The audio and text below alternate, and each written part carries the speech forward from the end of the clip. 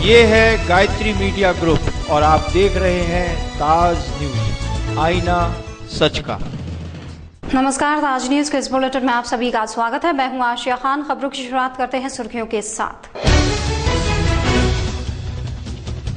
कचौरा घाट पर घर में काम करती महिला को जहरीले सांप ने काटा। परिजनों ने कराया अस्पताल में भर्ती, लेकिन नहीं बची जान। थाना सदर में 3 लोगों ने चलती कार से महिला को सड़क पर फेंका। पुलिस ने कराया सैन में भर्ती, परिजनों को दी इत्तिला। कोकथला के पास रिचार्ज कूपन सेल्समैन से 4 बदमाशों ने की लूटपाट। नकदी और कैश लेकर हुए फरार, पुलिस जुटी पड़ताल में। और तूफानी जोश के साथ हुआ समाजवादी पार्टी की साइकिल यात्रा का आगाज। सपाइयों के मुताबिक जनता की उम्मीदों पर खरा उतरेगा अखिलेश राज। खबरें विस्तार से। थाना सदर इलाके के सेवला जाट पर कार सवार 3 लोगों ने चलती कार से बेहोशी की हालत में एक महिला को फेंक दिया। राहगीरों ने इसकी सूचना पुलिस को दी। मौके पर पहुंची पुलिस ने बदहवास हालत में महिला को एसएन में भर्ती कराया। पुलिस ने महिला के परिजनों को इसकी सूचना दे दी है। उत्तर प्रदेश सरकार के महिला सुरक्षा के लाख दावे होने के बावजूद भी महिलाएं सुरक्षित नहीं हैं। ताजा मामला थाना सदर इलाके का है। महिला के परिजनों का आरोप है कि महिला अपने घर से बोदला जा रही थी। उसी समय पड़ोस में रहने वाले 3 लोगों ने घर के बाहर से महिला को गाड़ी में खींच लिया और महिला को रुमाल सूंघा दिया। पीड़िता के परिजनों ने बलात्कार की आशंका भी जताई है। महिला को चलती गाड़ी में से फेंक कर ये लोग फरार हो गए। राहगीरों ने इसकी सूचना पुलिस को दी। मेरी बहन शाम को 6-6:30 बजे निकली थी बोदला के लिए। बोदला में उसकी ननद है कि मैं कुछ पैसों का इंतजाम कर लाऊं, वहाँ से दीदी से पैसे वैसे ले आऊँ। बच्चे के दूध का डब्बा खत्म हो गया था तो मैंने कहा ठीक है। तो वो गई थी वहाँ, तो रास्ते से ही उसको बता रही है, हमारे रास्ते में वो पड़ता है भीम बाटका, कि वो कह रही है मुझे भीम बाटका से ही मतलब ज़बरदस्ती खींचा है। किसने खींचा है? और गली के कुछ लोग हैं, 2-3 लोगों का नाम बताया उसने। एक का नाम पिंटू है और एक का नाम गुलाब है। एक गुलाब का लड़का है महावीर, बता रही है उनका नाम। गाड़ी में ही डाला है उसे, बता रही है कि उसके मुंह पे एक रुमाल हिलाया। उसके बाद पता नहीं उसके साथ क्या हुआ क्या नहीं हुआ। हमें ये बताया कि कोई गाड़ी से ड्राइवर किसी सवारी को फेंक गया है।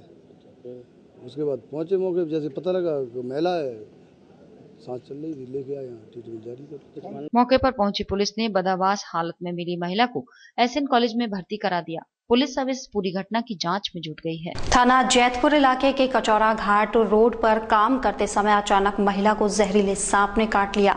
आनन फानन में महिला के परिजनों ने अस्पताल में उसे भर्ती कराया, जहां उपचार के दौरान उसकी मौत हो गई। सूचना मिलने पर पहुंची पुलिस ने शव को कब्जे में लेकर पोस्टमार्टम के लिए भेज दिया।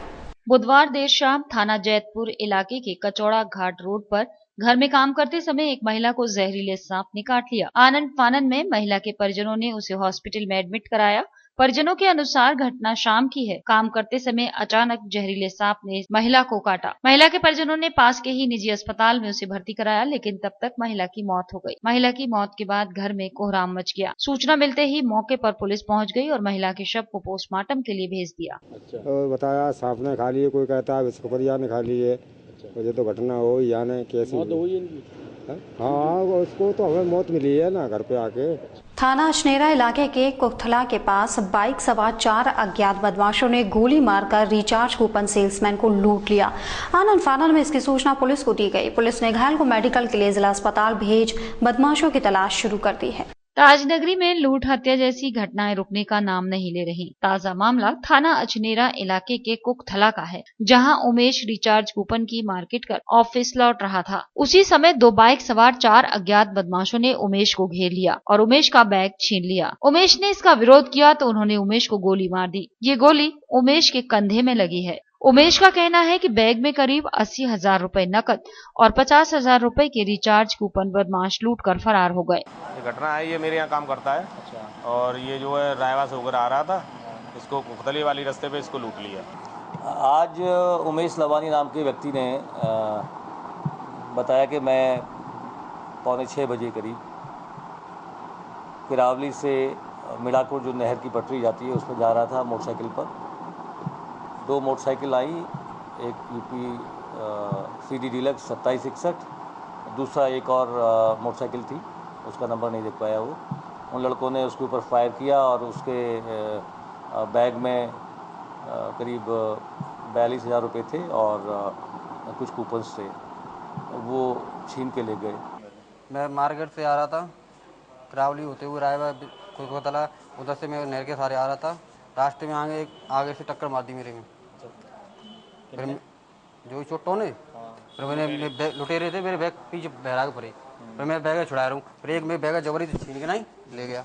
सूचना मिलते ही पुलिस के आला अधिकारियों सहित स्थानीय पुलिस भी मौके पर पहुंच गई। मौके पर पहुंचे क्षेत्राधिकारी विजय कुमार ने बताया कि बाइक सवार 4 अज्ञात बदमाशों ने रिचार्ज कूपन सेल्समैन को लूट लिया। पीड़ित की गोली लगने की पुष्टि मेडिकल में नहीं हुई है।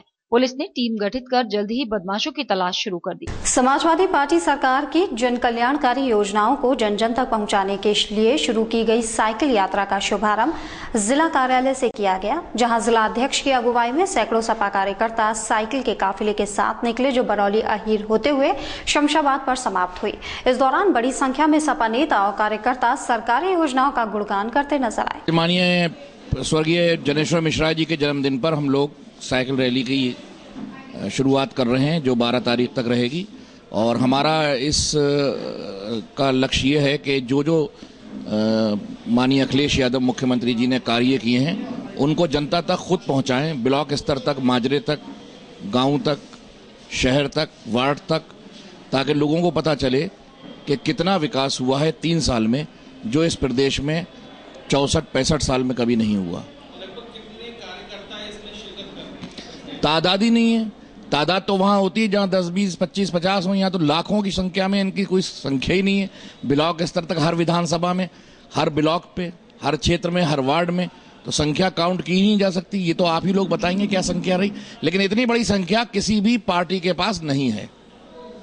क्या इसे 2017 की तैयारी मानी जाए इस साइकिल रैली को? नहीं, अभी तो नहीं, लेकिन हाँ ये है कि शुरुआत तो है ही। हम लोग अपनी कार्यों का, अपने कामों का जो लक्ष्य हुआ है उसको बताने के लिए, जनता से जुड़ने के लिए, सीधा संवाद करने के लिए, जनता के साथ रूबरू होने के लिए ये साइकिल रैली निकाली है। क्या कुछ उद्देश्य रहेगा इस रैली का इन साइकिल? जनता को अपने साथ जोड़ना, उनके कार्यों को देखना, उनको अपने साथ मिलाकर चलना, भेदभाव खत्म करना और ये दिखाना ये समाजवादी पार्टी है, ये संघर्ष से बनी है, ये संघर्ष करना चाहती है, ये एसी की पार्टी नहीं है, ये जमीनी पार्टी है। हमारे नेता माननीय मुलायम सिंह यादव जी किसान हैं, जिन्होंने खेत और खलियान की बात की है, किसान की बात की है, नौजवान की बात की है, पढ़े लिखे इंसान की बात। पार्टी द्वारा साइकिल रैली का प्रोग्राम है और भव्य साइकिल रैली का प्रोग्राम है, और इससे साइकिल रैली से हम जन जन सब तक जो माननीय मुख्यमंत्री जी ने जो सारी योजना चलाई हैं उन योजनाओं का बखान करेंगे और बताएंगे जनता को जाके कि हमारे मुख्यमंत्री जी इतनी योजनाएं आपके किसानों के लिए, गरीबों के लिए और मजदूरों के लिए ये योजना चला रखी है। ये आज 5 तारीख से 12 तारीख तक हमारी साइकिल रैली चलेगी और 12 तारीख को हमारा पार्टी कार्यालय पर समापन होगा। हम पूरे जिले में 15 ब्लॉक हैं, 15 ब्लॉकों में हम एक दिन में 2-2 ब्लॉक करेंगे और हर ब्लॉक में हमारा एक कार्यकर्ता हर गांव जाएगा और वहां जाकर के सभी गांव वालों को और अपनी जो किताबें हैं और कैलेंडर के जरिए। सरकारी विभागों में फैले भ्रष्टाचार को लेकर अब आम आदमी भी सजग होता जा रहा है, जिसको लेकर शिकायतों पर भी अमल शुरू हो गया है। बीते दिनों एक सब इंस्पेक्टर को रिश्वत लेते रंगे हाथों गिरफ्तार किया गया था। अब एंटी करप्शन टीम ने लॉर्ड्स कॉलोनी से एक पेंशन बाबू को रिश्वत लेके रंगे हाथों पकड़ लिया। इस कार्रवाई से आम जनता में विश्वास बढ़ रहा है और कयास लगाए जा रहे हैं कि जल्द ही सरकारी विभागों में बढ़ता भ्रष्टाचार खत्म होगा। आगरा में थाना न्यू आगरा के लॉयर्स कॉलोनी में स्थित कोषागार में तैनात पेंशन बाबू आरसी प्रजापति भ्रष्टाचार के लिए मशहूर था। रिटायर्ड शिक्षक सुरेश चंद्र शर्मा से पेंशन के लिए बाबू रिश्वत मांग रहा था। ये बात शिकायतकर्ता पक्ष ने एंटी करप्शन टीम को बताई तो पेंशन के लिए सुरेश चंद्र शर्मा के दामाद ब्रजेश दीक्षित गए और जैसे ही रिश्वत के 15,000 रुपए बाबू को काम कराने के दिए, वैसे ही सादा कपड़ों में मौजूद एंटी करप्शन टीम ने रंगे हाथों इस बाबू को गिरफ्तार कर लिया। आरसी प्रजापति नाम का बाबू पेंशन बनाने के नाम पर पैसे ठगता था। बाबू आज अपने ही ऑफिस में रंगे हाथों गिरफ्तार हुआ। फिलहाल टीम ने थाना न्यू आगरा पुलिस को बाबू को सौंप दिया है। इतना था जब एंटी करप्शन टीम ने इसे मौके पर रंगे हाथ गिरफ्तार किया तो बाहर एक बुजुर्ग खड़े हुए थे, रिटायर्ड टीचर अपने बेटे के साथ आए थे और अपने थैले में 25,000 रुपए नकद इसी को देने आए थे और बिल्कुल बहुत ही ज्यादा मतलब खुशी भी थी और उन्हें थोड़ा दुख भी था कि उनका काम नहीं हो पाया। भारत में बच्चों की गुमशुदगी की घटनाओं में लगातार बढ़ोतरी हो रही है। आज स्थिति यह है कि देश में हर 6 मिनट में कहीं न कहीं से एक बच्चे को गायब कर दिया जाता है। अगर बच्चे देश के भविष्य हैं तो फिर सोचना होगा कि बच्चे गुम होते रहे तो देश का वो आने वाला कल भी क्या अंधेरी गलियों में कहीं गुम हो सकता है। गुम हो रहे बच्चों के गम से सरकार और बचपन बचाने की जरूरत पर संजीदगी से विचार वक्त की बहुत बड़ी मांग है। इसे नजरअंदाज किया जाता रहा तो कहना होगा कि बड़ों की दुनिया से बच्चों का भरोसा उठ जाएगा। ऐसे ही गुमशुदा बच्चों की तलाश कर उन्हें उनके परिवारों से मिलवाने का कार्य समाजसेवी नरेश पारस कर रहे हैं। नरेश पारस का कहना है कि बच्चों की गुमशुदगी बच्चों और उनके माता पिता व परिजनों के साथ ऐसा घिनौना और यातनामय अपराध है जिसे किसी भी सभ्य समाज में बर्दाश्त नहीं किया जाना चाहिए। गुमशुदा बच्चों में ज्यादातर झुग्गी बस्तियों, विस्थापितों, रोजगार की तलाश में दूर दराज के गांवों से शहरों में आ बसे परिवारों, छोटे कस्बों और गरीब व कमजोर तबके के बच्चे होते हैं। चूंकि ऐसे लोगों की कोई ऊंची पहुंच, जान पहचान या आवाज नहीं होती, इसलिए पुलिस, मीडिया और यहाँ तक के पड़ोसी भी उनको कोई तवज्जो नहीं देते।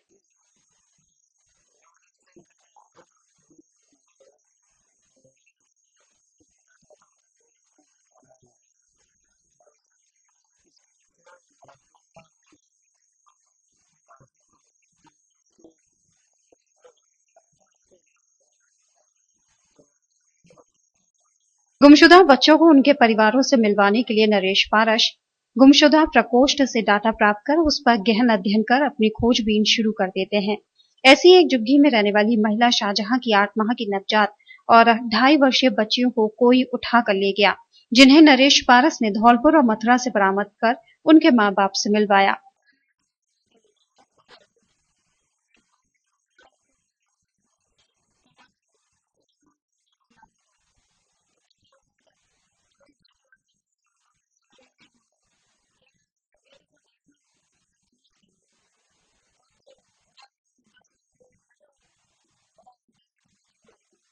नरेश पारस लगातार गुम हुए बच्चों की तलाश में लगे हैं। वहीं एक बच्चा ऐसा भी है जो अपनी गुम हुई बहन को मिलाने के लिए भगवान को रोज चिट्ठी लिखता है।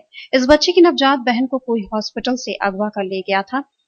आजकल नरेश पारस इस बच्चे की बहन को तलाशने में दिन रात एक किए हैं। ये बोलता है मम्मी मेरी बहन कब आएगी, मैंने तो खिलाई भी नहीं है, बिल्कुल रोता भी है मेरे से बोलता है तो मैं इससे बोलती हूँ कि तू भगवान से दुआ कर तो बहन भगवान जल्दी वापस दे देंगे। तो चिट्ठियाँ भी लिखता है और मंदिर में घर पे भी रखता है, फोटोओं के सामने भगवान जी के रख देता है। और फिर मैं मंदिर जाती हूँ सुबह तो मेरे साथ नंगे पैर जाता है, धूप हो या कुछ भी हो तब भी मेरे साथ जाता है। जिस दिन ये बच्ची गायब हुई थी, जिसको छीन के लेके भागा था, तब से हम सक्रिय हो गए और पुलिस से लेकर हम एडमिनिस्ट्रेशन तक इस पर नज़र बनाए हुए हैं। लगातार दबाव बना रहे हैं कि इनकी बच्ची को तलाशा जाए। तो हमने पुलिस के साथ में जाके आगरा के जितने भी अनाथालय हैं उनमें भी सर्च ऑपरेशन जारी किया है, लेकिन अभी तक बच्ची हमें नहीं मिल पाई है। याद रहे कि इन्हीं बच्चों के लिए नन्हे मुन्ने बच्चे तेरी मुट्ठी में क्या है जैसे तराने भी इसी धरती पर गूंजे हैं। अब आप ही बताइए कि खो जाने वाले या गुम कर लिए जाने वाले गुमसुम बच्चे आखिर कैसे कहेंगे मुट्ठी में है तकदीर हमारी। बेबस बच्चे भला अपनी किस्मत को बस में करने का ऐलान कैसे कर सकते हैं। फिलहाल यहाँ रुकेंगे एक छोटे से ब्रेक के लिए। जल्द हाजिर होंगे, देखते रहिए ताज न्यूज।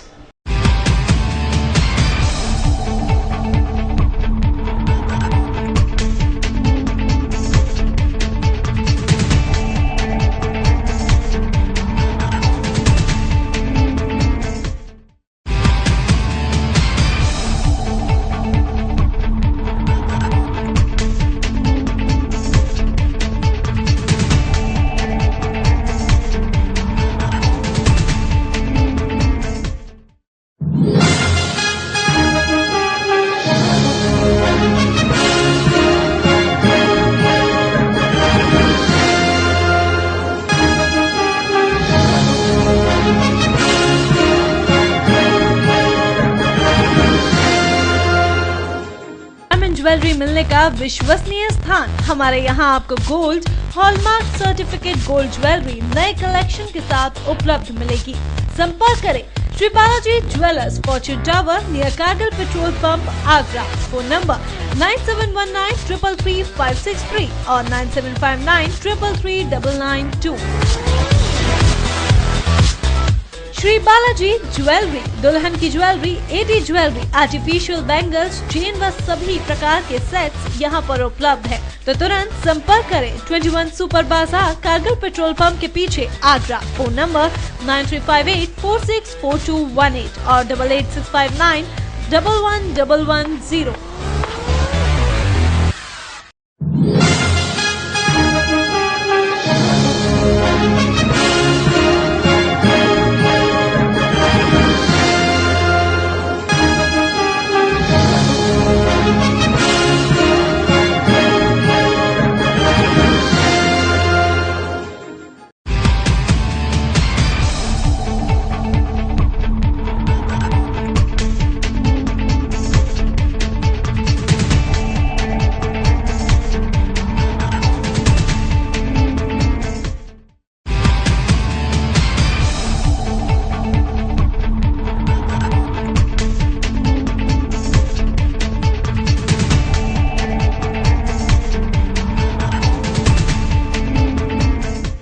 ब्रेक के बाद स्वागत है। देखते हैं अगली खबर।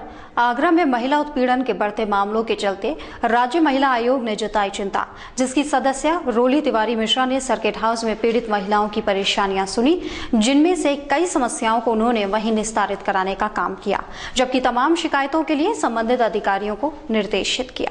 महिलाओं की सुरक्षा को लेकर ज्यादा गंभीरता बरतने वाली सरकार के प्रतिनिधि भी उसी सोच के साथ काम कर रहे हैं, जिसमें आयोग में बैठे लोगों ने प्रदेश में महिलाओं के साथ अपराधों पर चिंता जताई। राज्य महिला आयोग की सदस्य रोली तिवारी मिश्रा ने सर्किट हाउस में अधिकारियों की मौजूदगी में पीड़ित महिलाओं की फरियाद सुनी।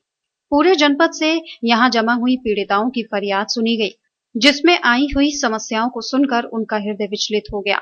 लंबे अरसे से लंबित मामलों पर उन्होंने बेहद चिंता जताई और अधिकारियों से उनके निस्तारण में तेजी लाने के निर्देश दिए। निश्चित तौर पर हम बल्कि डीएम से निवेदन करेंगे और बल्कि यहाँ के प्रशासनिक अधिकारियों को निर्देशित करेंगे कि तुरंत इसके कार्रवाई की जाए, तुरंत देखा जाए क्या मैटर है और उसको प्रशासनिक स्तर पर देखा जाए, कानूनी स्तर पर चेक किया जाए, क्योंकि ये ज़मीनी विवाद है तो इसका आयोग से कोई लेना देना नहीं है और बल्कि हम तो इनके उज्जवल भविष्य की कामना करते हैं। गौरतलब है कि महिलाओं की सुरक्षा और सम्मान को लेकर प्रदेश सरकार खासी गंभीर है, जिसके लाख प्रयासों के बावजूद भी ऐसे मामलों में कतई गिरावट नहीं आ रही है।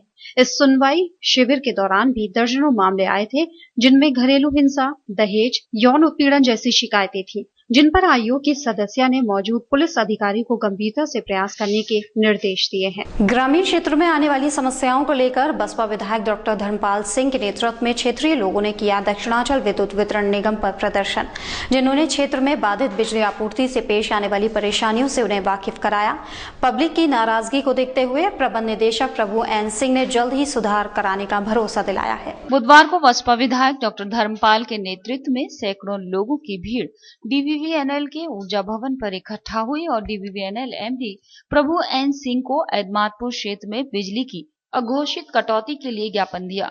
इस ज्ञापन के माध्यम से बसपा विधायक डॉक्टर धर्मपाल ने एदमातपुर क्षेत्र की जनता की समस्या डीवीवीएनएल एमडी को सुनाई और समस्याओं को जल्द निवारण करने की मांग की। 10-12 दिनों से पूरे जिले में बिजली की सप्लाई 1-2 घंटे भी नहीं मिल रही है। किसानों की फसल सूख रही है, हमारे स्टूडेंट जो छात्र छात्राएं वो पढ़ नहीं पा रहे हैं, आम जनता सो नहीं पा रही है, पानी नहीं मिल रहा है और जो 1-2 घंटे मिल रही है वो भी रुक रुक के मिल रही है। 10 मिनट आती है, 10 मिनट चली जाती है। जबकि आगरा टीटीजेड क्षेत्र में आता है, सर्वोच्च न्यायालय का आदेश है कि 24 घंटे बिजली मिले। आज हम लोगों ने अपना विरोध एमडी साहब को दर्ज करा दिया। उन्होंने विश्वास दिलाया कि बहुत जल्दी बिजली सुधर जाएगी। एदमातपुर क्षेत्र के लोगों की भीड़ में ज्यादातर किसान शामिल थे, जो कैमरे के सामने भगवान के साथ सरकारी विभाग के द्वारा सताए जाने की बात कहते देखे गए। परेशान है, हम लोग खुद परेशान है, सो नहीं है, बच्चे नहा धो रही नहीं है, पढ़ने की भी दिक्कत है, बहुत समस्या पूरी बारिश हो नहीं रही है, फसल सब सूखी हुई है और इससे ज्यादा क्या कहें बताओ। समस्या तो सबसे बड़ी ये है कि हमसे कुदरत तो रूठ ही गई, इंद्रदेव भगवान तो बरसा ही नहीं रहे पानी, लेकिन सरकार भी हमसे रूठ रही है। सरकार हमें बिजली नहीं दे रही और अदालत में, सुप्रीम कोर्ट में, हाई कोर्ट में ये कहती है कि हम आगरा को 24 घंटे बिजली देते हैं, ऐसा बताया जाता है। और जबकि आगरा में मतलब जो बिजली कभी 5 घंटे कभी 6 घंटे 17 घंटे की कटिंग हो रही है। बसपा विधायक द्वारा दिए गए ज्ञापन पर डीवीवीएनएल एमडी ने गंभीरता दिखाते हुए बिजली कटौती की समस्या को जल्द ठीक कराने का आश्वासन दिया है। साथ ही किसानों को पर्याप्त मात्रा में बिजली सप्लाई कराने का वादा भी किया है। लगभग 5-6 दिन से ज्यादा प्रॉब्लम चल रही है। इस बीच कुछ कुछ हमारे उत्पादन निगम से भी कुछ प्रॉब्लम चल रही है, कुछ हमारे प्लांट्स डाउन हो गए, बट हम लोग दोबारा फिर आज ट्रांसमिशन के साथ बांट रहे हैं। जो हमारे पास अवेलेबल बिजली है उसको ठीक से रीऑर्गेनाइज कर लेंगे, तभी हम अच्छी बिजली दे सकते हैं। एक और विद्युत विभाग के अधिकारी ग्रामीण इलाकों में 100% मीटर लगाने के बाद कम से कम 16 घंटे बिजली सप्लाई करने के वादे के अभियान चला रहे हैं। वहीं दूसरी तरफ एदमातपुर के लोगों का बिजली कटौती की समस्या का ज्ञापन अभियान की पोल खोलने का काम कर रहा है। अब देखना होगा कि ग्रामीणों में लगातार बढ़ रहे बिजली कटौती की समस्या के गुस्से को विद्युत विभाग कब और कैसे शांत कराता है और अपने अभियान को सफल बनाने में कामयाब हो पाता है। ताज न्यूज के इस बुलेटिन में फिलहाल इतना ही। अगले बुलेटिन में आपसे फिर मुलाकात होगी। दीजिए इजाजत, नमस्कार।